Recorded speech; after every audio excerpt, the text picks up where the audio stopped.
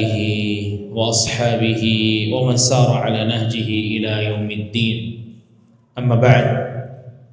Para jamaah kaum muslimin dan muslimat, bapak-bapak serta ibu-ibu, teman-teman sekalian rahimani wa rahimakumullah. Alhamdulillah, pada pagi hari ini kita bisa bertemu di Masjid Nurus Salam, yang semoga kita juga bisa mendapatkan keselamatan di dunia dan di akhirat. Dan di antara kunci keselamatan agar kita bisa selamat adalah ilmu. Ilmu adalah kunci keselamatannya, karena seseorang tidak akan bisa selamat kecuali dengan ilmu. Seseorang tahu mana jalan yang selamat, mana jalan yang tidak selamat itu dengan ilmu. Maka kalau seseorang tidak memiliki ilmu, tidak punya semangat menuntut ilmu, maka dia akan jauh dari keselamatan. Maka duduknya kita di sini sebagai bentuk proses kita, usaha kita agar kita bisa mendapatkan keselamatan di dunia dan di akhirat. Terdapat sebuah hadis jemaah sekalian rahimakumullah, yang Rasul kita sallallahu alaihi wasallam bersabda, "Inna lillahi malaikatan yatufuna fit turuq yaltamisuna ahla dzikr." Sesungguhnya Allah memiliki malaikat-malaikat yang tugasnya mengelilingi jalanan. Yaltamisuna ahla dzikr. Malaikat-malaikat tersebut mencari mana orang-orang ahli dzikr, mana tempat-tempat berzikir. Maksudnya adalah majlis ilmu. Fa idza wajadu qauman yadhkuruna Allah, jika ada malaikat yang menemukan adanya komplotan manusia berzikir kepada Allah, maka malaikat ini akan mengatakan kepada malaikat yang lain, halummu ila hajatikum, kemarilah wahai kalian, kami telah mendapatkan tempat di mana orang-orang berzikir kepada Allah. Qala fayuhuffunahum biajnihatihim ila samai dunya, maka malaikat akan berkumpul di tempat tersebut. Maka malaikat akan berkumpul di tempat tersebut hingga sayap-sayap mereka menumpuk hingga menyentuh langit pertama. Qal, pada saat kejadian itu Allah subhanahu wa ta'ala bertanya kepada para malaikat, dan Allah lebih tahu tentang keadaan manusia. Kata Allah, ma yaqulu ibadi, apa yang dikatakan oleh para hambaku yang ada dalam majlis zikir tersebut. Malaikat mengatakan, mereka ya Allah yusabbihunak wa yukabbirunak wa yahmadunak wa yumajjidunak.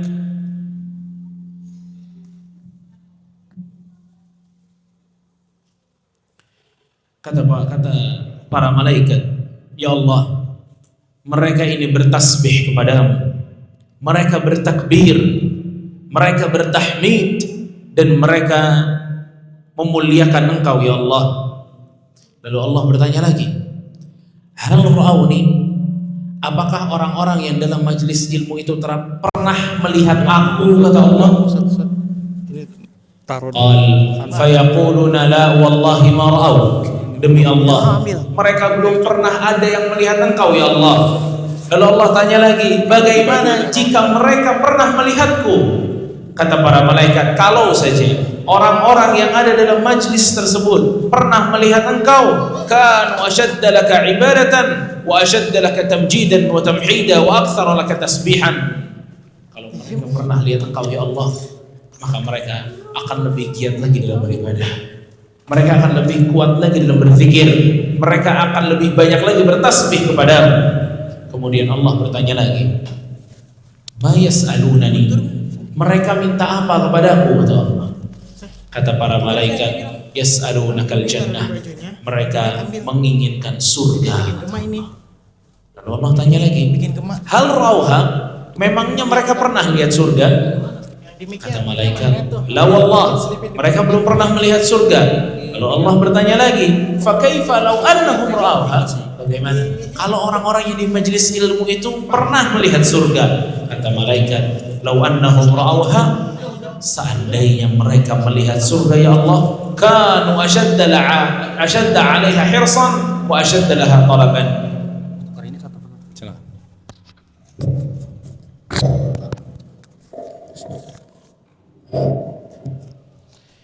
Jika para orang-orang yang di majelis ilmu itu melihat surga, maka mereka akan menjadi orang yang paling semangat untuk mendapatkan surga. Wa a'zamu fiha raghbah, dan orang yang paling besar keinginannya untuk masuk surga. Lalu Allah tanya lagi, famimma yata'awwadzun, orang-orang yang lagi di majelis ilmu itu mereka berlindung atas apa? Mereka takut apa, kata Allah? Kata para malaikat, mereka berlindung agar tidak masuk neraka, ya Allah. Lalu Allah tanya lagi, apakah mereka pernah melihat neraka? Kata malaikat, belum pernah, ya Allah. Bagaimana jika mereka melihat neraka? Kata malaikat, kalau sampai mereka melihat neraka, kanu ashadda minha firaran, mereka akan menjadi orang yang paling jauh melarikan diri dari neraka dan yang paling takut dengan neraka. Setelah percakapan ini selesai, Allah subhanahu wa ta'ala mengatakan kepada para malaikat, fa ushhidukum anni qad ghafartu lahum. Kata Allah, wahai para malaikatku, aku menjadikan seluruh dari para malaikat ini saksi bahwa aku, kata Allah, telah mengampuni mereka yang duduk dalam majelis ilmu. Hingga para malaikat ada yang mengatakan, fihim fulan laisa minhum innama ja'a lihajah. Ya Allah, di antara yang duduk dalam majelis ilmu tersebut ada si fulan, dan si fulan ini tadinya datang ke masjid bukan untuk kajian, dia ada keperluan kemudian duduk ikut di kajian. Apa kata Allah subhanahu wa ta'ala? Humul julasa la yashqa bihim jalisuhum. Mereka atau majlis itu adalah majlis tidak ada satupun orang yang merugi duduk di situ. Jika orang yang awalnya nggak niat aja dapat ampunan tersebut, lalu bagaimana dengan orang yang sudah berniat dari rumah untuk menghadiri majlis ini? Maka jemaah sekalian rahimahumullah, majlis ilmu ini paling cocok didatengin sama orang yang banyak dosa. Cocok banget. Kenapa? Dia ngapusin dosa. Jadi orang-orang yang datang ke majelis ilmu itu bukan orang-orang yang ngerasa dirinya bersih, bukan. Dia ngerasa dirinya kurang dalam taat kepada Allah, suka bermaksiat, makanya dia datang. Makanya dia datang karena dia tahu perlunya seseorang dengan majelis ilmu. Dan majelis ilmu jamaah juga disebut dengan majelis zikir. Majelis zikir. Kenapa majelis ilmu disebut majelis zikir? Karena zikir yang paling utama adalah menuntut ilmu. Zikir yang paling utama menuntut ilmu. Karena kata zikir itu kan mengingat Allah. Nah, kita dalam majelis ilmu, saya yakin semuanya ingat sama Allah. Karena dengar ayat, dengar hadis, dengar motivasi, dengar ancaman, dengar hukum, ya pasti kita ingat dengan Allah. Malah terkadang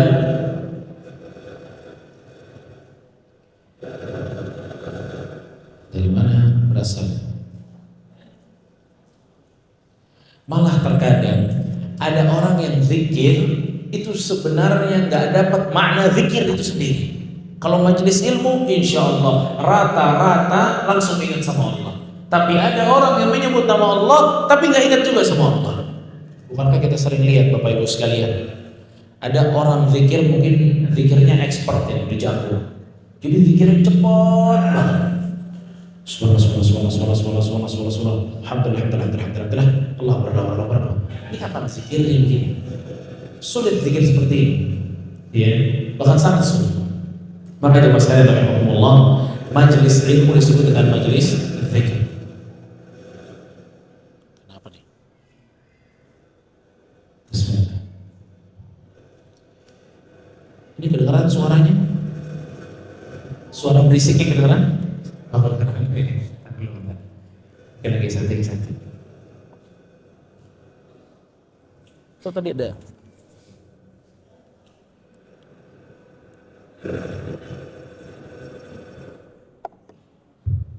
Bismillah. Kalau pakai ini gimana? Masih bunyi juga.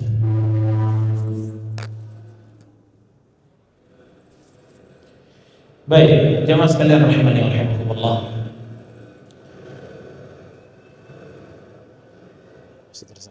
Bismillah. Mati ini. Baik. Jamaah rahimani wa rahimakumullah, di pagi hari ini insyaallah kita akan mempelajari tentang suatu hal yang mungkin ini masuknya bisa bab hukuk, hak-hak dan bab adab. Masuk bab hukuk dan bab adab karena kita akan berbicara tentang bagaimana seni kita dalam berperilaku, dalam berhubungan kepada kerabat kita.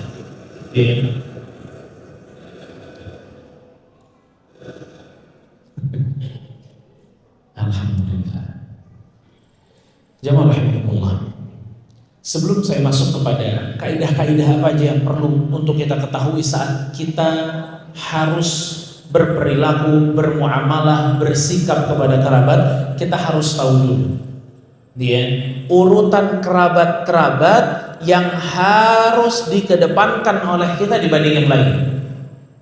Dengan kita tahu urutannya, kita akan mempelajari fikih prioritas. Dan fikih prioritas Bapak Ibu sekalian, ini fikih atau pembelajaran yang diketahui oleh banyak para ulama, oleh banyak para sahabat Nabi, yang karena ini mereka bisa mengendalikan amal-amal mereka. Karena banyak orang salah gara-gara gak tahu fikih prioritas. Banyak orang bingung dan akhirnya menzalimi, tidak menunaikan hak, itu gara-gara tidak tahu fikih prioritas. Maka fikih prioritas itu penting Pak, luar biasa. Penting luar biasa. Jamaah rahimakumullah. Rasul kita, bahkan Allah Subhanahu wa taala memerintahkan kepada kita untuk bisa bersikap baik kepada kerabat. Dan kerabat yang kita dijunjung tinggi untuk bersikap baik kepada mereka, kalau kita ingin rincikan, maka kekerabatan itu lewat 3 jalur, Pak. Kekerabatan itu lewat 3 jalur. Jalur pertama kita sebut dengan jalur al-ashar. Al-ashar. Al-ashar bukan al-azhar, tapi al-ashar. Ashar itu kekerabatan lewat jalur istri alias lewat jalur pasangan. Kekerabatan yang terjalin lewat jalur apa? Istri atau pasangan. Contohnya siapa? Ipar, mertua. Nah, ini semua ashar, Pak. Namanya ashar. Itu jalur pertama, Pak, kekerabatan. Jalur kedua kekerabatan itu dari ar-radha'ah. Ar-radha'ah persusuan. Ar-radha'ah persusuan. Saat seseorang walaupun dia bukan anak dari ibu kita, tapi kalau dia disusui oleh ibu kita, maka jadinya apa? Saudara persusuan. Kalau kita tidak disusui juga oleh orang lain, maka anak orang tersebut menjadi saudara bagi kita, namanya saudara persusuan. Dan saudara persusuan haram-haramnya nggak boleh, mahram-mahramnya sama dengan mahramnya nasab. Dan yang ketiga, jalur nasab. Jalur nasab. Nah, ini 3 aja Mas sekalian rahimahumullah. Ini 3 jalur kekerabatan. Yang di sana ada ashab, radha'ah, dan nasab. Dari 3 jalur ini, kalau nasab insyaallah pada tahu nasab itu apa? Sesuatu atau tali yang berhubungan dengan darah kita. Orang tua, kakek, nenek, paman, bibi, turunnya, anak, ponakan, cucu, nah itu turunan nasab. Jadi satu darah sama mereka. Satu darah sama mereka. Nah, jamaah rahimani rahimakumullah, ini 3 jalur dari kekerabatan. Dari 3 jalur kekerabatan ini, mana jalur yang paling kuat perintahnya untuk kita sambung jalur ini? Mana? Ada nasab tadi, ada ashar, ada radha'ah persusuan. Mana yang paling wajib untuk kita sambung silaturahminya? Nasab. nasab. Ini yang paling wajib untuk kita sambung silaturahminya. Bahkan tidaklah dinamakan silaturahim, menyambung silaturahim, kecuali pada saat kita menyambung silaturahim kepada jalur nasab. Kalau kita sambung hubungan kepada jalur keluarga pasangan, kalau kita sambung hubungan kepada jalur persusuan, maka disebut dengan ziarah, mengunjungi, bukan silaturahim. Silaturahim itu memang untuk nasab. Ini saya ingin menunjukkan bahwasanya besarnya hak ini luar biasa. Pada saat kita mengunjungi orang tua kita, itu disebut silaturahim. Kita mengunjungi kakak kita disebut silaturahim. Kita mengunjungi mertua kita disebut ziarah, kunjungan. Yang silaturahim pasangan kita itu. Ya. Ini saya ingin menunjukkan haknya itu besar ya, besar sekali. Dan hadis dan ayat yang berbicara tentang silaturahim itu semuanya menjurus kepada nasab. Nasab. Ya. Yang ada hadis Rasulullah sallallahu alaihi wasallam mengatakan, siapa ya yang ingin dipanjangkan umurnya, diluaskan rizkinya, falyasil rahimah, maka sambunglah silaturahim. Kepada siapa ini? Nasab. Jadi reuni itu nggak bisa masuk ke bagian ini. Reuni dari TK ada, SD ntar reuni lagi, dari SD kelasnya dia, SMP reuni lagi, ntar kelasnya dia doang yang reuni, SMA begitu, kuliah begitu, angkatan ini nanti angkatan rame-rame, dan semua sebutan silaturahim. Kalau ditinjau dari sisi syar'i nggak tepat, karena itu bukan silaturahim. Itu baik, iya, dalam satu sisi ada kebaikannya, tapi itu tidak atau bukan termasuk yang dalam kategori silaturahim dalam ayat dan hadis. Maka hal ini jemaah sekalian rahimakumullah perlu untuk kita fahami. Jadi kita tahu fikih prioritas yang harus kita dahulukan adalah apa-apa yang berhubungan dengan nasab.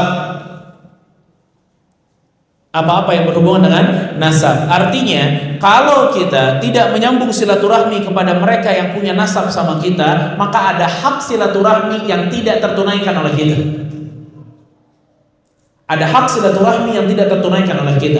Karenanya seseorang kalau mengerti bahwa yang utama dan pertama yang harus dia urus silaturahminya adalah nasab, mau yang perempuan mau yang laki-laki sama, yang diurus pertama kali adalah nasab.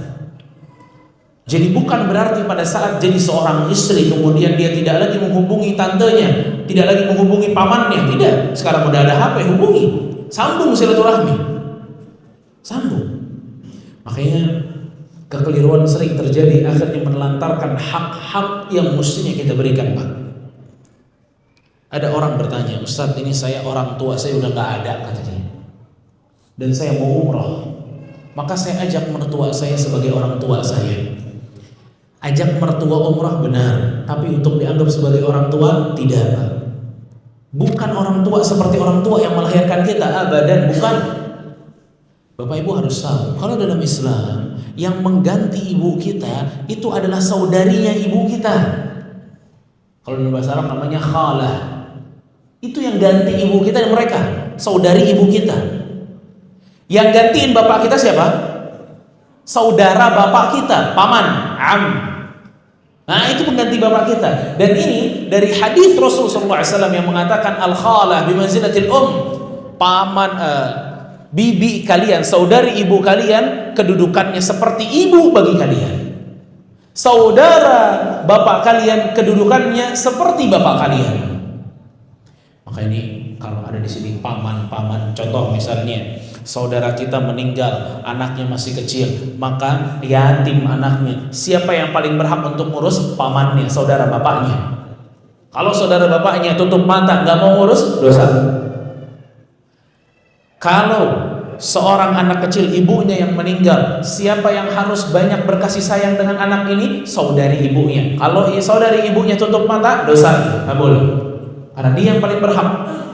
mengurus kasih sayangnya, bukan nafkahnya. Nafkahnya dari keluarga bapaknya. Makanya Nabi SAW saat ayahnya meninggal diurus oleh kakeknya, kakeknya meninggal diurus oleh siapa? Pamannya, saudara bapaknya, bukan saudara ibunya. Bukan saudara ibunya, tapi saudara bapaknya. Ini kalau kita faham fikih prioritas, insya Allah tidak ada hak yang terlantarkan. Tapi banyaknya om, paman yang tidak peduli dengan keponakannya, tante-tante yang gak peduli dengan keponakannya, gak peduli mereka. Dan ada juga keponakan-keponakan gak ada peduli-pedulinya sama saudara bapaknya, saudari ibunya, saudara ibunya, gak perlu. Dia gak pernah nelpon, gak pernah. Jamaah sekalian rahimahumullah, saya mau tanya nih sebelum kita mulai. Insya Allah ada hadiah ya. Adain aja lah Pak, gampang lah. PR aja.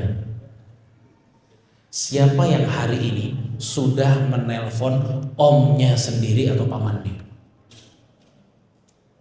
Nelpon paman. Siapa yang udah nelpon paman? Tidak ada? Gak ada. Mungkin ibu-ibu ada 1-2 orang. Pak, itu silaturahim. Silaturahim. Ada yang udah pernah nelfon tantenya hari ini? Saudara ibunya kayak saudara bapaknya kayak tantenya. Ada yang udah nelfon? Tidak ada. Mungkin 1 pekan ini sudah ada yang nelfon paman atau tantenya sebagai bentuk silaturahim? Ada? Kalau belum ada, maka kita harus mengucapkan inna lillahi wa inna ilaihi raji'un. Musibah. Musibah, berarti kita cuek dengan hak-hak silaturahim. Tapi siapa yang sudah eksis dalam grup-grup WhatsApp-nya kepada teman-temannya, nanyain teman-temannya, insya Allah kita semua bagian dari itu. Yang padahal kita tidak ada kewajiban sebagaimana kewajiban kita menyambung silaturahmi kepada kerabat kita. Maka ini harus jadi perhatian besar jamaah sekalian rahimakumullah. Mereka wajib untuk disambung, ya. Dan namanya dari bawah ke atas, yang hubungin yang bawah. Jangan nunggu nanti aja Ustaz, tante saya nggak mau nelpon saya. Ya ente yang nelpon emang. Dari bawah ke atas, nggak bisa dari atas ke bawah. Cara silaturahmi ya begitu. Maka dari sini jamaah rahimakumullah, ini pentingnya kita mengetahui tentang fikih prioritas siapa yang harus kita sambung silaturahimnya. Dan dari jalur nasab tidak ada yang lebih besar porsinya untuk kita sambung silaturahimnya dibanding orang tua kita sendiri. Tidak ada yang lebih besar daripada beliau. Tidak ada. Ya. Maka di antara kesalahan pada saat cara berbakti seorang anak dengan orang tuanya sama dengan cara berbaktinya kepada mertuanya, salah, nggak boleh. Kepada orang tua harus paling tinggi berbakti. Kalau dia sengaja menyamakan, nggak boleh. Orang tua porsinya nggak begitu. Orang tua porsinya lebih dari semuanya, lebih dari semuanya. Bukan berarti kita ngajarin kurang ajar sama mertua ini, Pak. Enggak, tentu tidak. Tapi kita harus tahu hak dan porsinya. Sebagai anak, orang tua paling utama. Kemudian kakek atau nenek kita yang atas. Kemudian bawahnya saudara dan saudari, ayah ibu kita. Ini yang harus semuanya berbakti kita kepada mereka. Ya.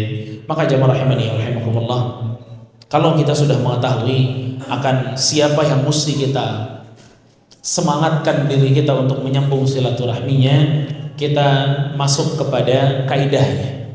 Ya, karena saya tahu Bapak Ibu sekalian, nggak semuanya mendapatkan sambutan yang baik saat kita mau silaturahmi, walaupun kepada saudara, walaupun kepada kakak, walaupun kepada adik, walaupun kepada keponakan, walaupun kepada om dan tante kita, walaupun kepada kakek, nenek, walaupun kepada orang tua. Nggak semua nasibnya sama. Ada yang diuji lewat orang tua, ada yang diuji lewat kakek neneknya, ada yang diuji lewat keponakannya, ada yang diuji lewat kakaknya, lewat adiknya, macam-macam. Bagaimana Allah, terserah Allah mau uji kita lewat yang mana. Namun yang harus kita pegang adalah kaidah-kaidahnya. Dan kaidah yang pertama yang harus kita pegang dalam seni berinteraksi kita kepada kerabat adalah sambunglah silaturahmi karena Allah. Sambunglah silaturahim karena Allah. Lagi-lagi, amal apapun kalau tidak ada keikhlasan, tidak ada ketulusan, maka akan sulit untuk kita lakukan.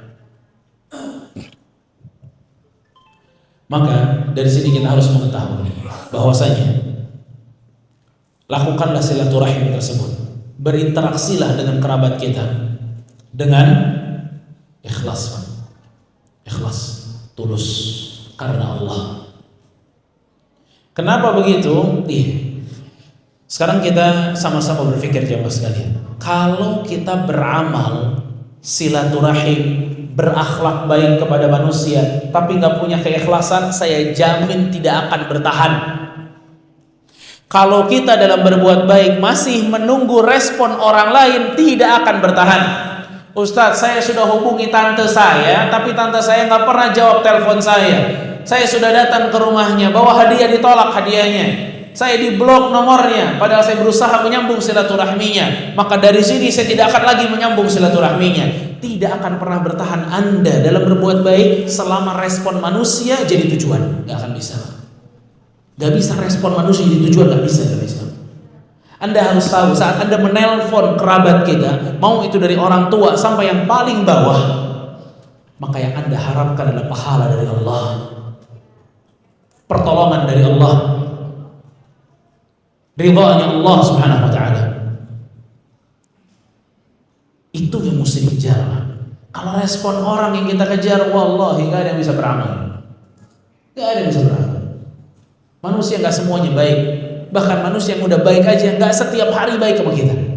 Kadang dia ada bete-nya sama kita, ada keselnya sama kita, bosan sama kita, macam-macam. Makanya Rasul sallallahu alaihi wasallam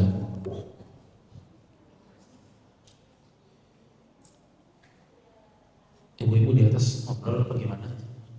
Tolong ibu-ibu, suaranya kedengeran sama saya. Coba jangan sampai kedengeran suaranya sama saya. Rasul sallallahu alaihi wasallam mengatakan, "Laisal wasilu bil mukafi." Kata Rasul sallallahu alaihi wasallam, bukanlah orang yang bersilaturahmi itu yang membalas atau menyambung silaturahmi kepada orang yang baik sama dia. Ini dalam, Pak. Kata Rasul, bukanlah orang yang bersilaturahmi itu yang mau menyambung silaturahmi kepada orang yang baik sama dia. Walakinnal wasil, akan tetapi orang yang bersilaturahmi itu adalah yang mau menyambung silaturahmi kepada orang yang telah memutus silaturahmi. Itulah silaturahim. Allahu Akbar. Orang ini gak baik sama kita. Kalau kita tegur, kalau kita sapa, mukanya merengut mulu. Jawab salam juga gak pernah senyum.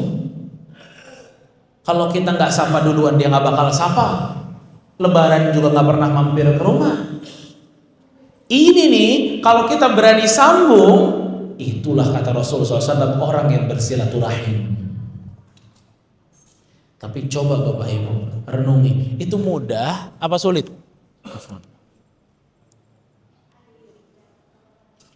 Nah, hilang. Innalillahi wa inna ilaihi raji'un. Baterainya mudah. Ya. Itu mudah apa sulit, Pak? Kita menyambung silaturahmi, tapi orangnya nggak demen sama kita.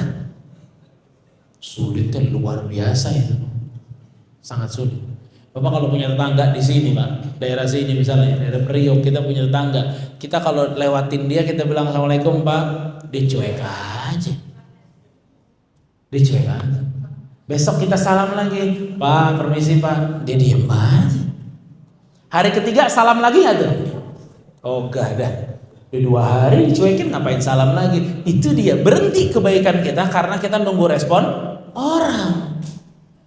Kita nggak sadar bahwa salamnya kita dicatat di sisi Allah, sapanya kita kepada tetangga dicatat di sisi Allah. Nggak ngeh kita. Kenapa? Nggak ada keikhlasan. Karena kita merasa bahwa akhlak baik itu adalah budaya saja, bukan agama. Salah. Akhlak baik itu agama, Pak. Kita lakukan karena dasar niat Allah Azza wa Jalla. Kalau kita lakukan kebaikan karena dasar budaya saja, nggak dapat pahalanya dan nggak bertahan, susah.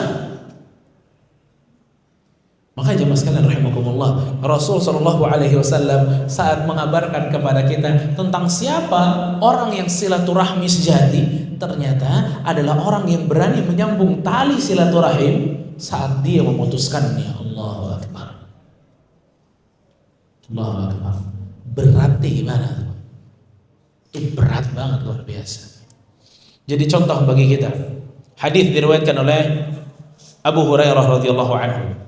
Dengarkan. Anna rajulan qala, ada seseorang datang kepada Rasul sallallahu alaihi wasallam lalu mengatakan, "Ya Rasulullah, inna li qarabah asiluhum wa yaqta'uni wa uhsinu ilaihim wa yusi'una ilayya wa ahlumu anhum wa yajhaluna alai."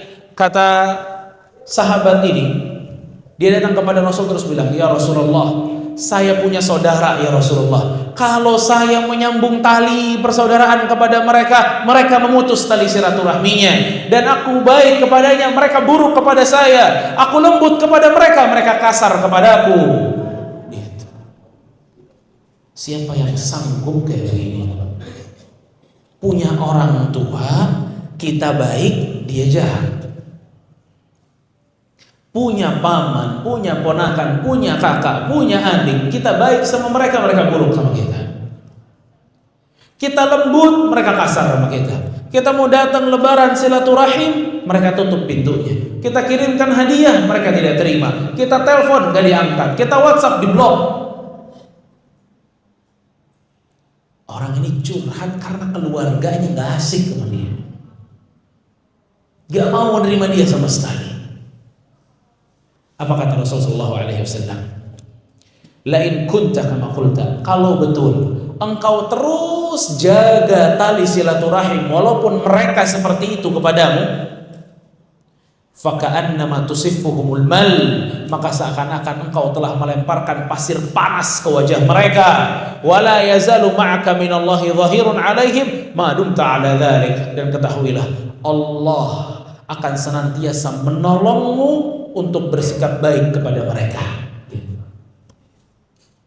Rasul lagi ngajarin, kalau berbuat baik, ingat Allah yang siapin pahalanya, bukan mereka yang siapin pahalanya. Jangan pernah nunggu respon orang, tulus ikhlas. Makanya akhlak itu amal yang wajib kita lakukan dengan ikhlas, bukan nunggu orang. Kalau nunggu orang ya susah. Ini Rasul ngajarin orang yang udah curhat sama Rasul Shallallahu Alaihi Wasallam bahwa keluarganya parah sama dia. Ada grup keluarga, dia di-kick dari grup keluarganya, nggak boleh masuk grup keluarga. Tapi dia tetap mau nyambung silaturahim. Kalau tetap kayak gini kata Rasul, seakan-akan engkau melemparkan pasir panas ke wajah mereka. Maksudnya apa? Pasir panas ke wajah mereka? Mereka itu akan sakit sekali hatinya melihat sikap baikmu kepadanya. Mereka akan sakit melihat sikap baikmu kepadanya. Pasti. Itu udah berusaha kita jahat sama dia, ternyata dia balas baik, sakitnya orang jahatnya mas. Dan kata Rasul Shallallahu Alaihi Wasallam, Allah senantiasa akan memberikan pertolongan kepadamu selama engkau seperti itu. Kata para ulama, ada yang mengatakan bahwa pertolongan itu adalah sifat sabar. Jadi Allah akan memberikan sifat sabar kepada orang tersebut untuk terus bersilaturahim. Ini kan kaidah Bapak Ibu sekalian. Kalau berinteraksi dengan kerabat, mau baik, mau buruk, ikhlas, tulus. Jangan tunggu respon mereka, jangan tunggu balasan mereka. Kadang kita kebiasaan diri kita ini, kalau urusan akhlak nunggu orangnya baik nggak sama saya. Kalau orangnya baik kita baik, nggak spesial Pak. Tapi yang spesial itu saat orang itu tidak baik sama kita, kita baik sama dia, itu spesial. Dan itulah Nabi SAW. Amr bin As radhiyallahu anhu. Amr bin As ini kan kalau riwayat kehidupannya, di belakang riwayatnya itu kan pernah jahat juga kepada kaum muslimin. Waktu orang-orang Islam itu hijrah ke Habasyah, dia ikut hijrah ke Habasyah sebagai orang kafir yang akan memanas-manasi Raja Habasyah Najasyi. Dia yang bilang kepada Najasyi, wahai Najasyi, ini anak-anak muda pulangin ke bapaknya. Ini anak-anak muda kurang ajar semua. Maksudnya orang-orang muslimin. Dia punya rekor buruk, tapi begitu dia masuk Islam. Rasul sallallahu alaihi wasallam tidak pernah mengungkit keburukan sedikit pun. Pak. Tidak pernah. Bahkan dalam satu hari Rasul jalan bersamaan dengan Amr bin As, digandeng tangannya sama Rasul. Dia begitu digandeng tangannya sama Rasul, seneng dia. Wah, gue bestie banget gitu. Jalan sampai digandeng. Dia nanya sama Rasulullah SAW, ya Rasulullah, mana habbun nas ilaik? Ya Rasulullah, siapa orang yang paling kau cintai ya Rasulullah? Dia berharap namanya yang disebut. Kan udah digandeng. Kata Rasul, Aisyah. Kata Amr bin As, yang cowok maksudnya.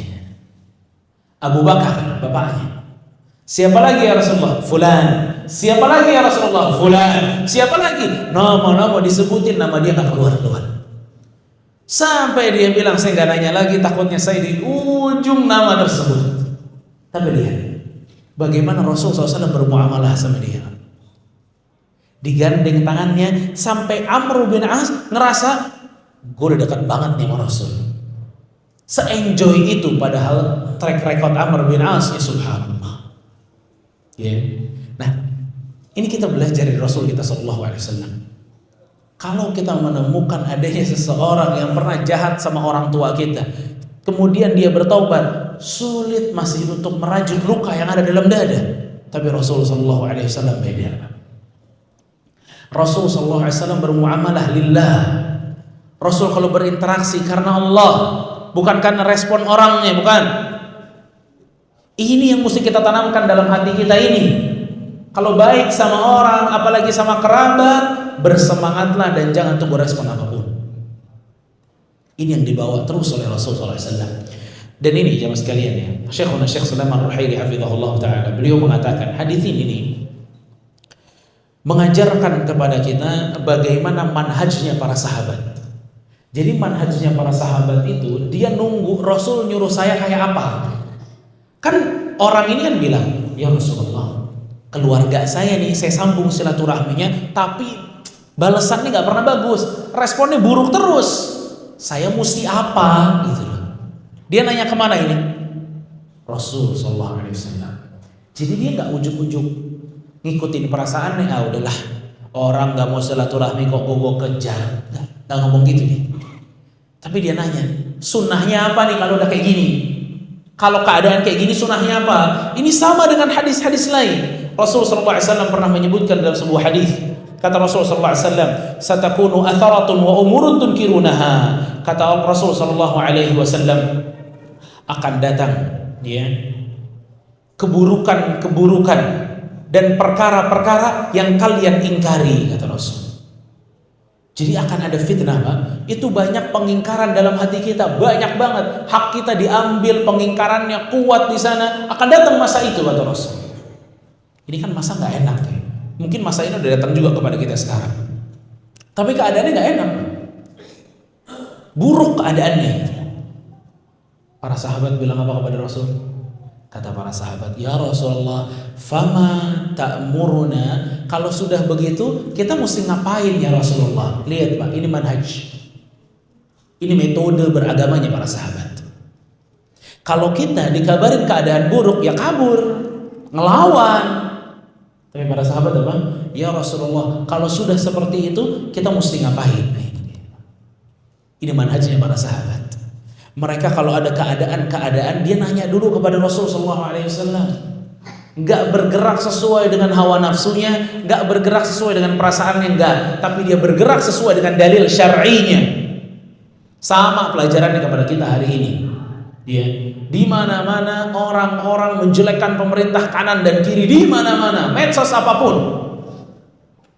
Keadaannya buruk, keadaannya begini. Kita nggak mesti ikut netizen, kita nggak mesti, Pak. Tapi gimana petunjuk Rasul dalam keadaan seperti itu? Gimana? Inilah manhaj para sahabat Nabi Muhammad SAW.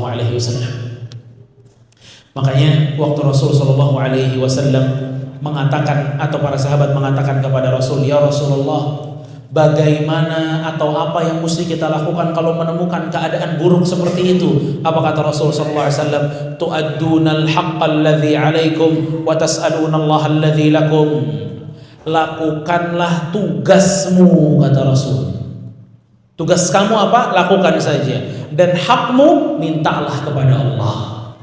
Dan hakmu mintalah kepada Allah.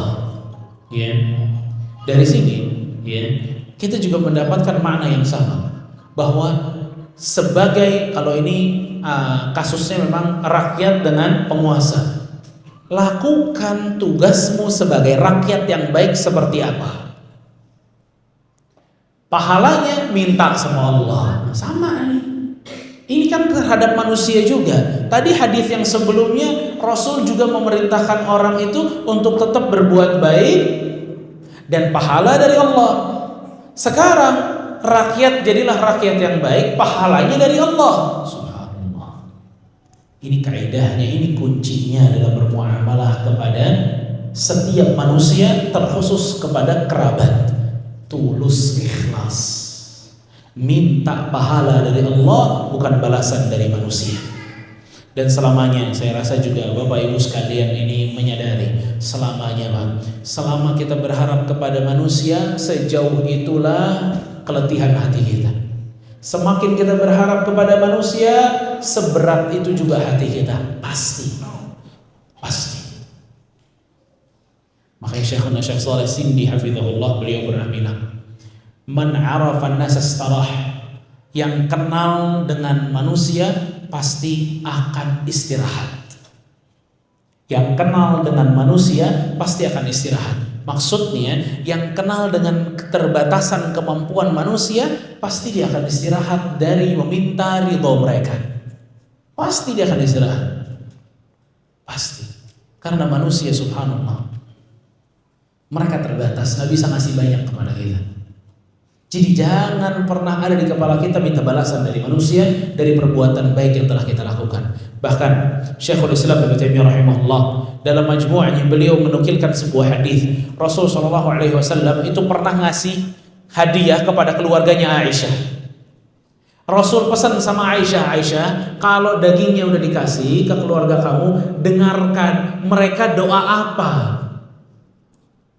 Datang Aisyah ke sana, didoain betul sama keluarga Aisyah, didengerin doanya sama Aisyah, balik ke Rasul, dibilangin sama Aisyah, doanya begini ya Rasulullah. Rasul sallallahu alaihi wasallam mendoakan mereka lebih banyak lagi.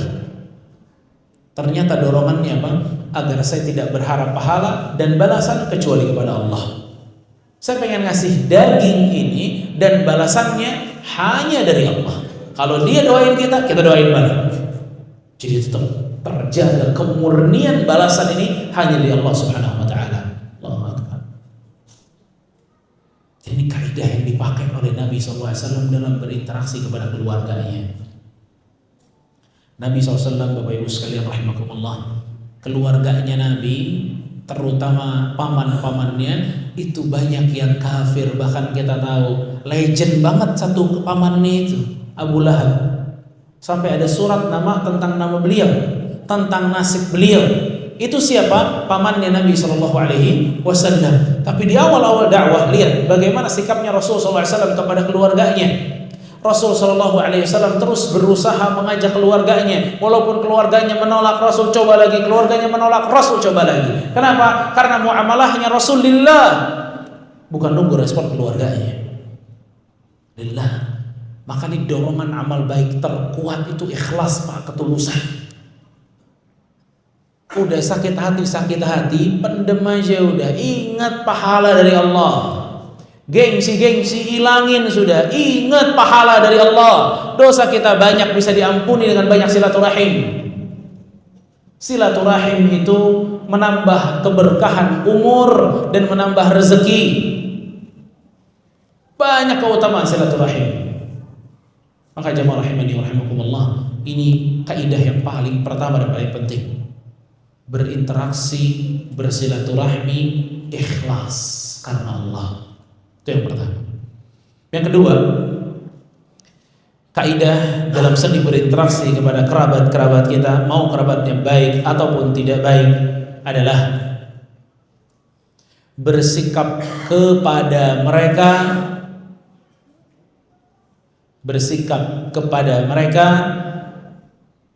sebagaimana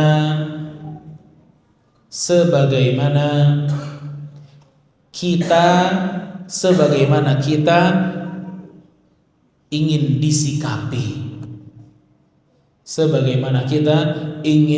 disikapi.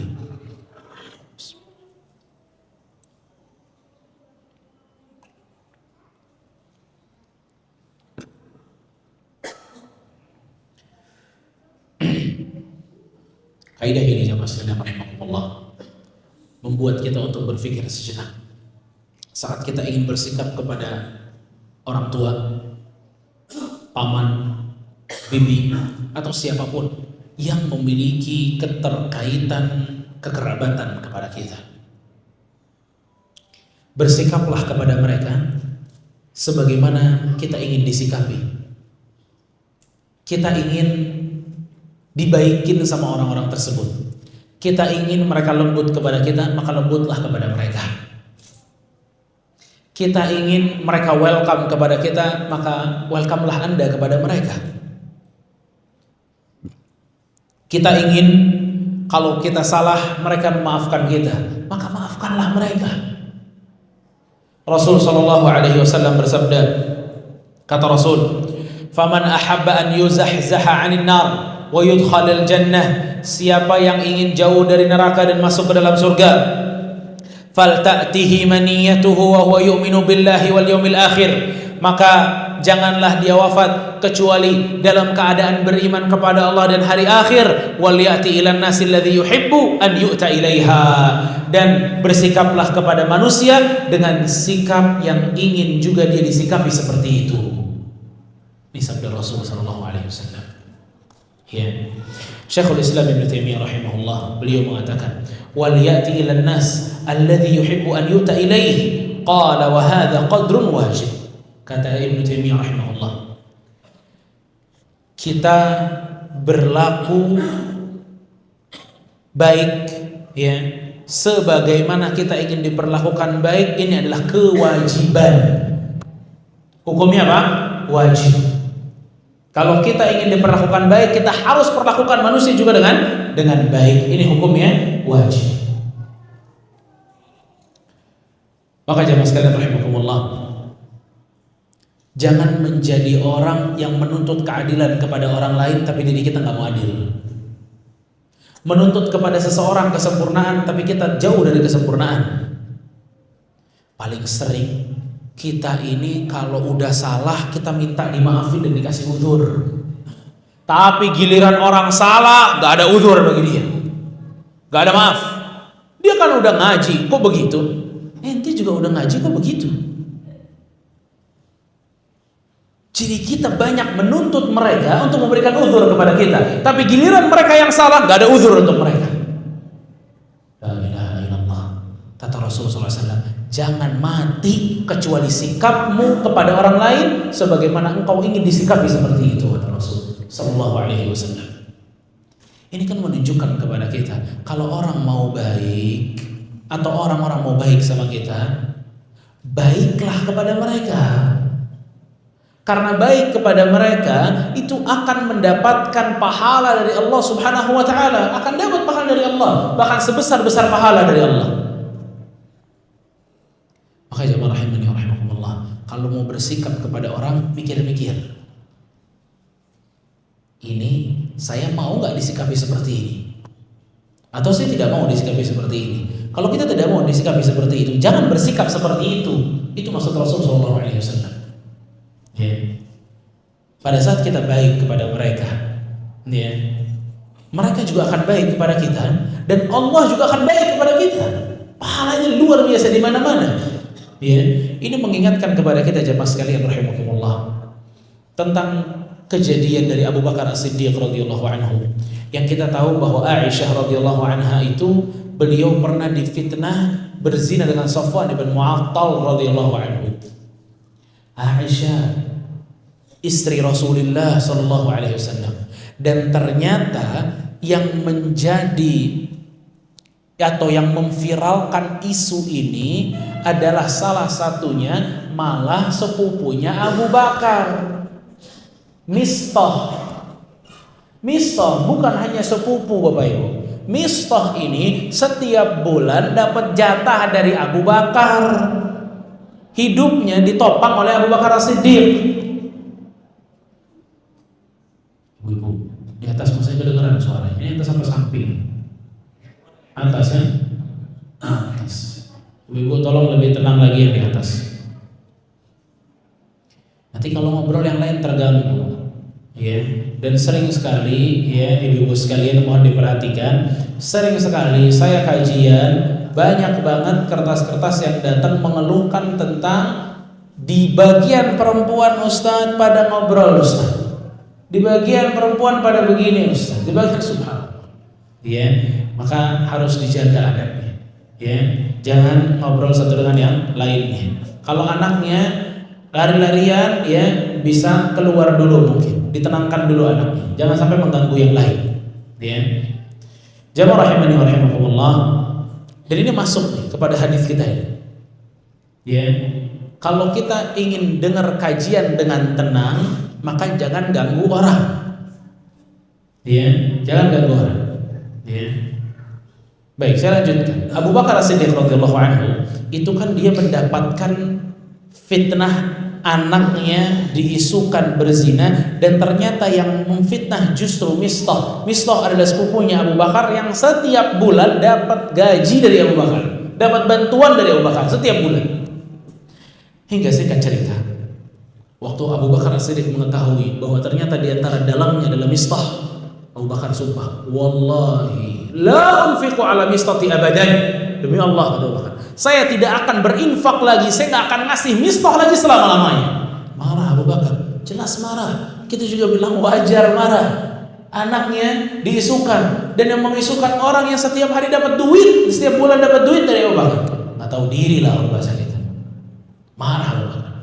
Ternyata Allah Subhanahu wa taala menurunkan ayat di dalam surat An-Nur tersebut, salah satunya untuk siapa? Abu Bakar As-Siddiq radhiyallahu anhu. Atuhibbuna an yaghfirallahu lakum? Tidakkah engkau menginginkan bahwa Allah mengampunimu? Abu Bakar diminta oleh Allah untuk mengampuni Mistah. Kalau Abu Bakar berani mengampuni Mistah, Allah yang akan mengampuni Abu Bakar. Allahu Akbar. Apa yang dilakukan Abu Bakar As-Siddiq? Abu Bakar As-Siddiq meralat sumpahnya dan mengatakan, wallahi sa'unfiqu ala Mistati abadan, demi Allah saya akan kasih Mistah selama-lamanya. Berubah langsung, berubah, karena Abu Bakar suka dimaafkan oleh Allah Subhanahu wa taala. Maka kaidah ini bukan hanya mendapatkan kebaikan dari orang, tapi kebaikan juga dari Allah Subhanahu wa taala. Kalau kita nggak punya ini, berat bagi kita untuk bisa melakukan kebaikan. Makanya Rasul kita Shallallahu Alaihi Wasallam mengamalkan hadis ini, bahwa sikapilah manusia sebagaimana engkau ingin disikapi. Jujurlah kepada orang-orang sebagaimana engkau mau orang-orang itu jujur kepadamu. Amanahlah dalam memegang amanah mereka sebagaimana engkau ingin jika amanah itu diberikan kepada orang lain itu menjaga amanahnya. Jagalah rahasia orang sebagaimana kita ingin rahasia kita dijaga. Jagalah aib orang sebagaimana kita ingin aib kita dijaga. Kama tadinu tudan, sebagaimana Anda bersikap itulah yang Anda dapatkan. Al-jaza min jinsil amal, balasan tergantung dengan perbuatan. Kalau perbuatannya buruk, balasannya juga buruk. Kalau perbuatannya baik, balasannya juga baik. Ya. Maka jamaah rahimani wa rahimakumullah, ini dua kaidah, ya, yang dengan ini para ulama mempondasikan berinteraksi kepada kerabat dengan dua kaidah ini. Semoga dua kaidah ini bisa memberikan kepada kita manfaat dan kesabaran dalam berinteraksi kepada keluarga. Wassallallahu ala nabiyina Muhammadin wa ala alihi wa sahbihi ajma'in. Waktu yang tersisa kita bisa pakai untuk tanya jawab. Barakallahu fiikum.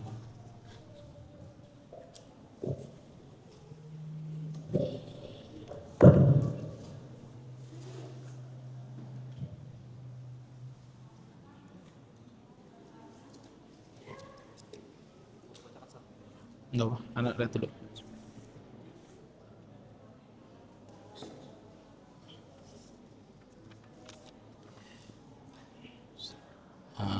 Nah, sedang dimunculkan.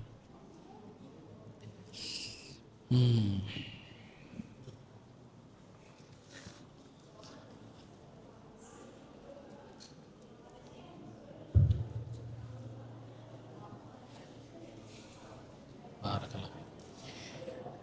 Assalamualaikum Ustaz. Waalaikumsalam. Ana mau tanya, istri ana sedang dibenci dan dimusuhi oleh mertua. Ini oleh mertua, ini maksudnya mertua ana. Jadi istrinya dibenci sama orang tuanya sendiri dan ipar dan saudaranya. Mohon nasihatnya Ustaz. Apakah kita harus memaafkan dan lebaran nanti apakah harus datang berkunjung ke rumah mertua? Ya, ini dilema. Ya, barakallahu fikum. Kalau istri Anda, maka istri Anda wajib menyambung silaturahmi kepada orang tuanya. Walaupun istri Anda dibenci, walaupun kakaknya benci, walaupun adiknya benci, istri Anda wajib menyambung silaturahmi kepada dia. Itulah hadis-hadisnya yang saya bawakan tadi. Itulah kaidahnya. Kita belajar agar kita tahu sikap kita saat kejadian seperti ini. Bahwa di dalam pundak kita atau di atas pundak kita ini ada kewajiban menyambung silaturahmi kepada mereka. Lakukan dengan ikhlas. Tidak peduli responnya, diusir lagi, dimarahin lagi, sabar. Lihat sabda Rasul tadi tentang seseorang yang curhat kepada Rasul, akan beratnya silaturahmi yang dia lakukan. Tapi Rasul SAW justru menyemangati dia untuk bertahan dengan sikap tersebut. Ya, maka yang wajib di sini adalah istri Anda. Ya, kalau Anda di bawah kewajiban mustahab, sunnah. Ya, sunnah. Namun perlu digarisbawahi, saat Anda wahai suami mendorong istri Anda untuk sabar bersilaturahmi kepada orang tuanya, Anda bisa dapat pahala silaturahim. Anda mendukung dia, nganterin dia, Allahu Akbar. Ini pahala luar biasa. Untuk Andanya sunnah, tapi untuk istri Anda wajib. Anda mendukung seseorang melakukan yang wajib, Allahu Akbar. Seakan-akan Anda melakukan kewajiban tersebut. Dan jangan jadi suami qati', jangan jadi suami pemutus silaturahim. Ada suami-suami gara-gara dia ngerasa bahwa dia di atas, dia melarang istrinya untuk datang ke rumah orang tuanya. Allahu Akbar. Suami pemutus silaturahim. Wallahi Rasulullah SAW mengatakan, la yadkhulul jannata qati'. Tidak akan masuk surga seseorang pemutus silaturahim. Tidak akan. Jangan jadi suami pemutus silaturahim dengan menahan-nahan istri untuk berkunjung kepada keluarganya.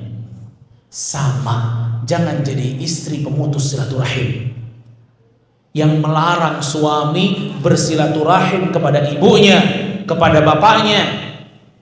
Ada istri-istri, Bang, yang kalau suaminya bilang, "Mah, aku pengen transfer dulu dong ke ibu 1 juta." Istrinya bilang, "Janganlah Mas, masa 1 juta Mas, nanti gimana ini gimana itu, 200.000 aja lah." A'udzubillah. Transfernya seorang anak laki-laki kepada ibunya itu bagian dari silaturahim. Jangan jadi istri pemutus silaturahim, tak masuk surga kata Rasulullah SAW. La yadkhul jannata qati'. Na'udzubillah. Ya. Adanya perempuan-perempuan itu menjadi pemeran utama rusaknya hubungan seorang putra dengan ibu bapaknya. Dari mana? Istrinya ribut dengan ibunya, suami bela istrinya, putus hubungan sama ibunya. Na'udzubillah. Ya, haram, wallahi haram. Kalau istri Anda masih perlu waktu untuk menenangkan dirinya bersilaturahmi dengan mertuanya, Anda wajib bersilaturahmi dengan keluarga. Wajib. Ya, wajib. Maka maka hal ini betul-betul harus ditaruh dengan adil, sesuai dengan tempatnya. Ya. Jadi sarannya adalah seorang istrinya harus tetap silaturahmi kepada keluarganya, harus. Untuk suaminya dukung dia, sabarin dia, Anda akan mendapatkan pahala. Dan untuk berkunjung kepada mertuanya mustahab bagi dia, sunnah. Apakah sepupu termasuk silaturahim kepada nasab? Iya, sepupu termasuk, tapi yang paling lemah derajat kewajibannya, paling lemah. Kenapa? Karena sepupu ini kita bukan mahram. Ya, karena sepupu ini bukan mahram. Maka dalam urutan nasab tadi sepupu masuk, tapi dia paling lemah. Ya, paling lemah. Apalagi kalau yang lawan jenis, ya, apalagi yang kalau lawan jenis.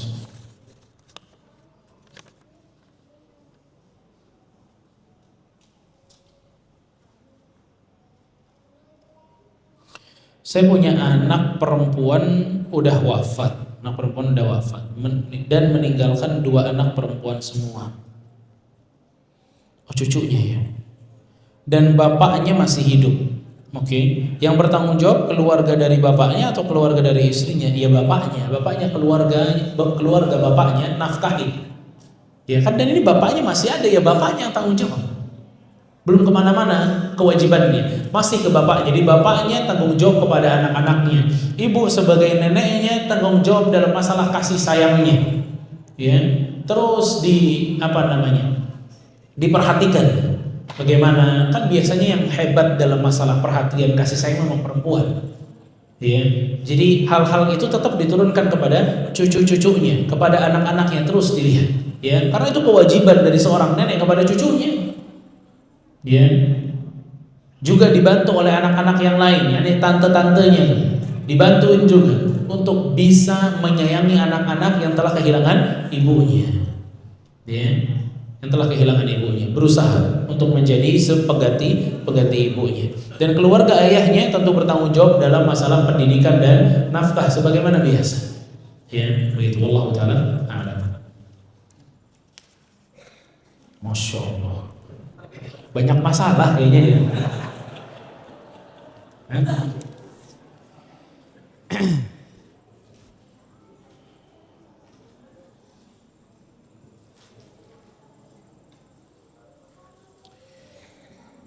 Kalau memutus silaturahmi dengan senasab diancam tidak masuk surga, lalu bagaimana memutus pertemanan yang tadinya baik-baik saja? Apakah masuk kategori amalan kita tidak terangkat? Iya, kalau dia musuhan kan ancamannya itu amalannya nggak bisa diangkat. Ya, amalannya tidak bisa diangkat ke langit. Ya, juga di antaranya itulah ya ancaman yang saya ingat itu. Ya, fa'ala kulli hal, kalau temannya baik-baik saja maka sambung aja. Dia tanya kabar-kabarnya lagi. Kalau dia baik dijaga. Ikhwan barakallahu fikum. Dan ibu-ibu sekalian, teman yang baik itu emas. Teman yang baik itu yang kalau kita lupa dia ngingetin, kalau kita lagi susah dia bantuin. Ini emas ini. Pasti ada salahnya, nggak mungkin nggak ada salahnya, pasti. Ya.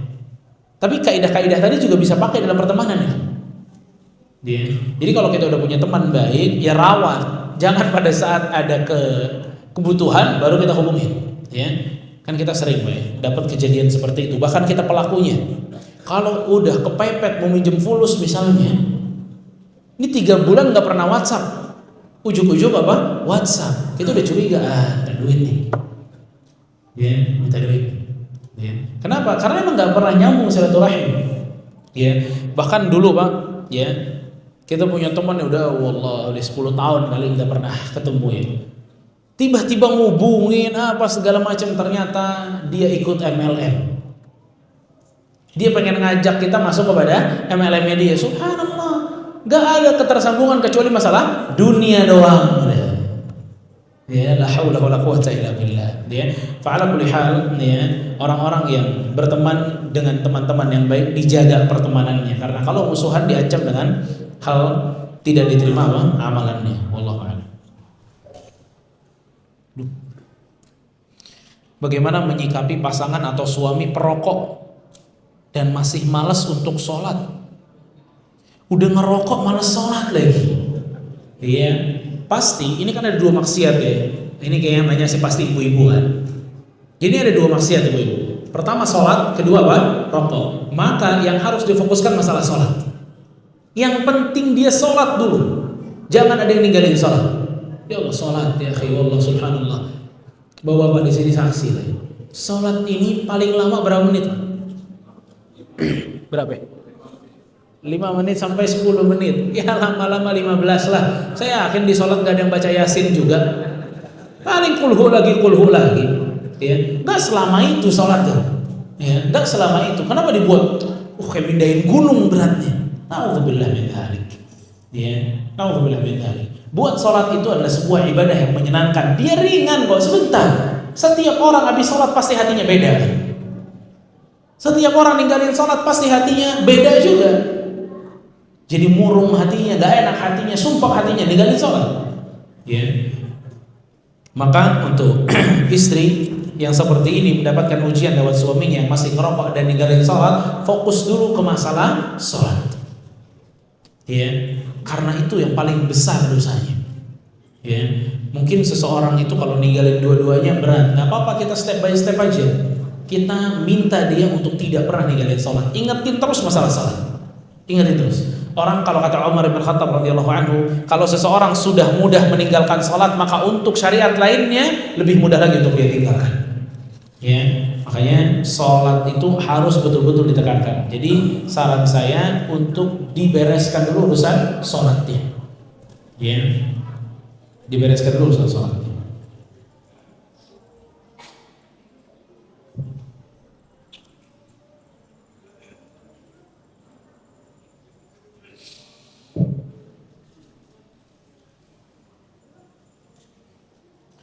Ustadz, Ana mau tanya, apa hukumnya seorang istri dipaksa mandiri oleh suaminya?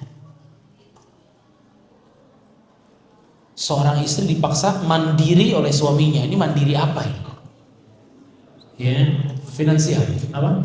Finansial, ya, nggak boleh, ya, nggak boleh. Istri itu diberikan uang nafkah wajib, ya, wajib diberikan nafkah. Maka perintah suami seperti ini, katakan, mas saya ini harus dinafkahi, bukan mandiri finansialnya, ya, tapi harus dinafkahi, harus, ya, karena nggak boleh seorang istri diminta oleh suaminya, udah kamu cari uang aja, kamu ngurus ekonomi kamu sendiri, jangan, ya. Ibu-ibu tenang lagi, tenang, ibu-ibu tenang. Ini masih banyak masalah di hadapan saya. Tenang, ibu. Ya, fa'al boleh hal ya. Seorang suami itu unggul karena nafkahi. Unggul karena nafkahnya itu kewajiban bagi dia. Jadi nggak boleh.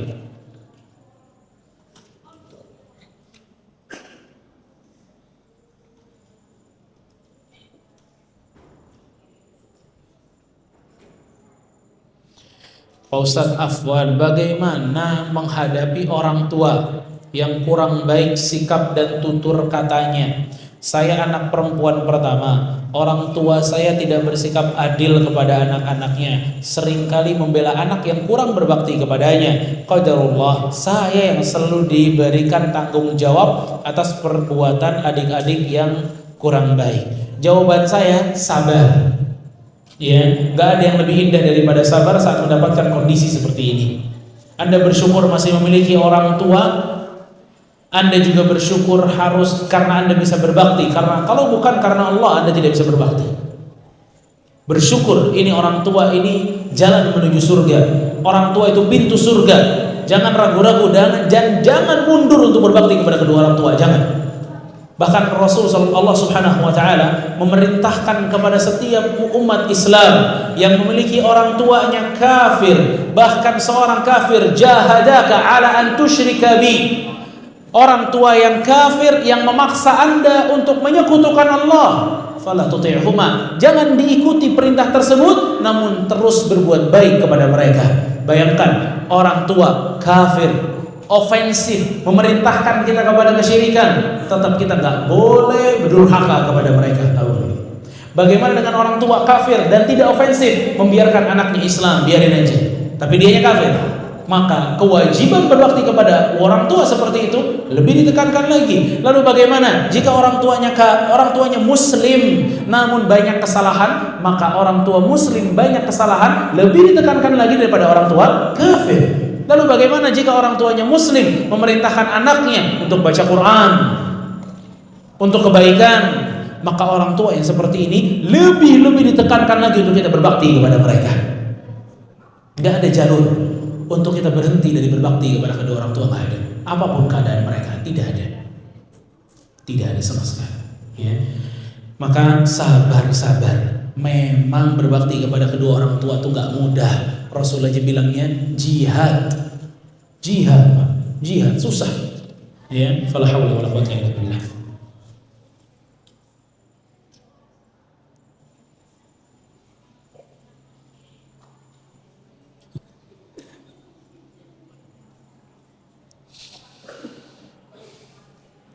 Ada saudara jauh selalu datang ke rumah saya dengan maksud dan tujuannya adalah uang, tidak ikhlas.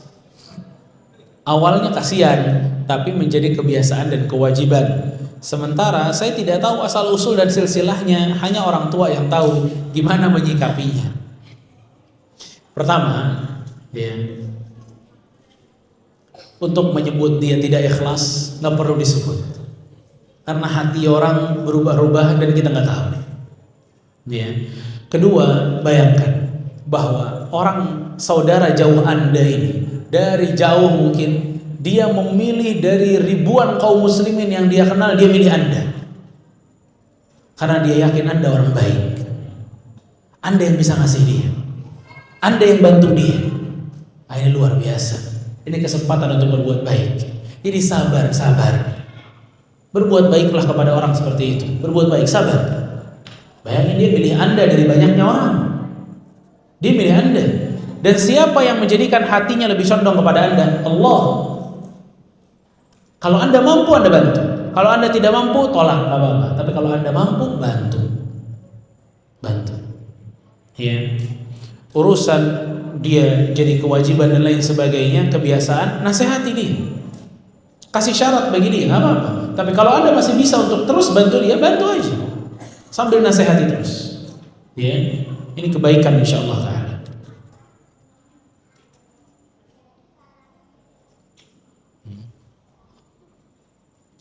Bagaimana sikap kita jika teman kita menjauhi kita tanpa kita tahu apa kesalahan kita? Ya tanya, kenapa? Kalau ada masalah, ya selesaikan masalahnya. Ya, kalau dia emang udah gak cocok sama kita, ya bakal dia jauh sendiri. Dengan takdir itu bakal dijauhi. Bapak Ibu, ini juga banyak yang senior di sini. Ibu juga pasti banyak yang senior. Ya. Kan tahu sendiri dalam kehidupan itu orang cocok-cocokan. An-nasu ka'ibili mi'ah. Manusia itu ma'adin, beda-beda. Ya, seperti unta yang 100 ekor, jarang yang sama kata Rasul. Tapi begitu sama, klop dia. Klop. Jadi emang susah. Kadang ada orang di kampus misalnya kita kuliah dekat sama kita, begitu kerja beda. Dia jauh, kita jauh. Kita berubah, dia juga berubah sikapnya. Dengan masuknya keluarga kita punya istri, kita punya anak, berubahlah kita. Dia juga berubah. Ada ketidakcocokan, normal, nggak masalah. Itu manusiawi sekali. Jadi jangan terlalu baper kalau ada teman-teman yang tiba-tiba jauhin, ya mungkin nggak cocok. Apalagi notabene kita dijauhi karena kita sudah mengenal kajian, sudah mengenal sunnah. Itu memang Allah yang pilihin itu. Itu adalah jawaban dari doa kita, ya Allah berikanlah aku lingkungan yang baik. Itu doanya, itu jawabannya. Ada teman-teman yang mungkin nggak cocok dengan kita, dijauhi sama Allah. Nggak perlu musuhan, tapi memang dijauhi. Dan kita juga nggak punya kewajiban Bapak Ibu sekalian dekat dengan semua orang, tidak, dan kita nggak sanggup. Cocok-cocokan manusia, ya. Wallahu a'lam.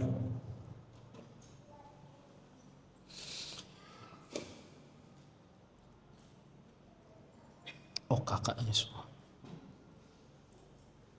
Masya Allah, terlalu banyak masalah pada hari ini.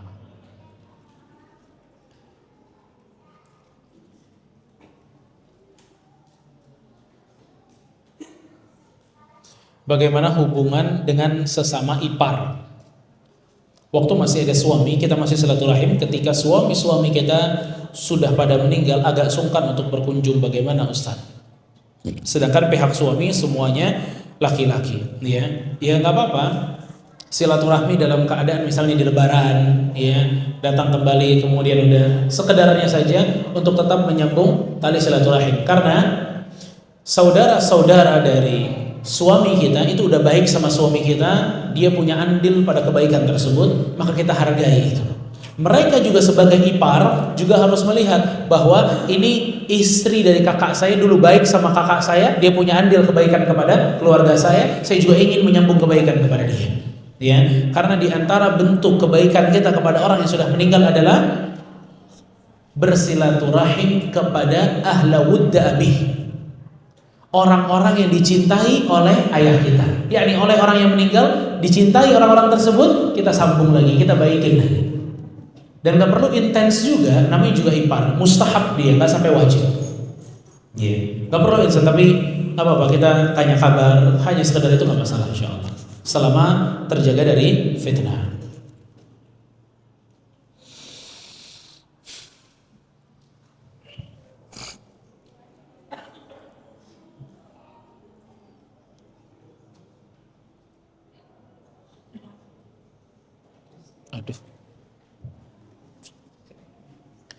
Keluarga ibu dan bapak sudah terpecah belah karena warisan. Kita anaknya nggak kenal. Kalau kita sambung, ibu tahu, ibu sakit hati. Karena adik-adiknya itu telah menyakiti ibu. Dan di sisi lain, om dan tante berpikir, saya akan mempermasalahkan warisan. Bagaimana saya sebagai anak? La ilaha illallah. Ini complicated. Ini penanya butuh banget dengan hadis-hadis yang tadi. Kenapa? Karena bersilaturahmi dengan kakak dan adik ibu kita kewajibannya kita. Kita punya kewajiban, sebagaimana ibu kita punya kewajiban menyambung silaturahmi kepada mereka, kita juga. Jadi pada saat jalanin silaturahmi ini, nggak perlu juga orang tua kita tahu, nggak mesti, karena ini kewajiban. Jalanin aja. Mereka musuhan, jangan kemudian kita ikut musuhan. Jangan nambahin masalah lagi. Jadi berusahalah Anda, sabarlah Anda, masuk kepada om dan tante Anda, bersilaturahmilah kepada mereka. Mungkin dimulai dengan telepon atau WhatsApp, kirimin hadiah, hal-hal seperti itu. Lillah. Kalau nggak pakai lillah nggak bisa. Udah rumit masalahnya. Nggak mau pakai lillah, bubar, nggak bakal silaturahim. Dan di sini bilang kalau saya nyambung silaturahim, keluarga sana akan berpikir saya mempermasalahkan warisan. Tunjukin, kita nggak permasalahin itu. Kita nggak permasalahkan itu. Tapi kita mempermasalahkan kalau saya tidak silaturahmi, saya takut berhadapan dengan Allah nanti. Itu lebih besar daripada warisan. Jadi lillah. Kalau lillah, insya Allah bantu.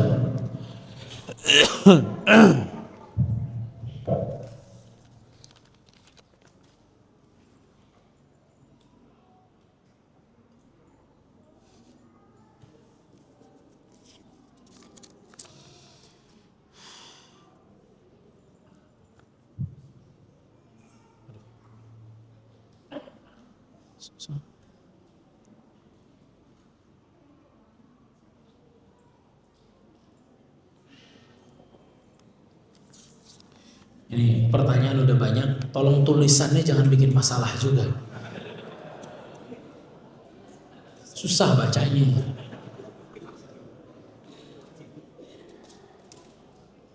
Bagaimana sikap kita terhadap tetangga yang suka gosip? Gimana? Tetangga suka gosip. La haula wala quwwata illa billah. Pertama, jangan ikut gosip. Keluar dari grup-grup gibah tuh keluar. Kadang-kadang ibu-ibu ada grup gibah 1, grup gibah 2, grup gibah 3. Itu keluar semua tuh, harus keluar, biar aman. Itu yang pertama, kita nggak boleh ikut-ikutan. Yang kedua, harus nasihati. Putusin. Kalau dia lagi ngomongin orang, udah gibah. Dia takut kok menggibah, dia takut. Manusia kalau masih ada jiwa keimanannya, denger gibah juga udah serem, walaupun dia lakuin. Sama kayak orang berzina, mabok, takut juga dia kalau diancam-ancam. Cuma kadang dia lupa, ya. Maka fungsinya kita sebagai tetangga untuk ingetin dia jangan gibah, nggak boleh. Ya, nggak boleh gibah. Nah itu hal-hal seperti itu harus digalakkan oleh kita. Ya. Nanti kalau kita 2, 3, 4, 5 kali sudah sering memberitahukan mereka tentang bahaya gibah, mereka nggak akan ajak kita gibah. Kita terlindungi karena amar ma'ruf nahi munkar. Kalau kitanya doyan juga dia gibah, kita nggak ikut si ustadz, cuma nonton, sama. Di majelis gibah sama semua, ya, sama semua, ya. Makanya harus kita bilangin. Kalau kita nggak bisa bilangin, kabur, cabut, jangan ikut, ya, jangan ikut. Begitu, Allah a'lam.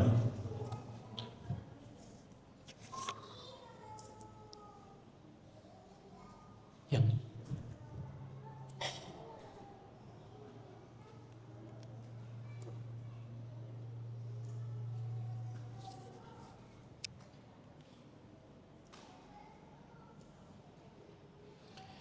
Ini pertanyaannya lumayan panjang, intinya iparnya bikin masalah.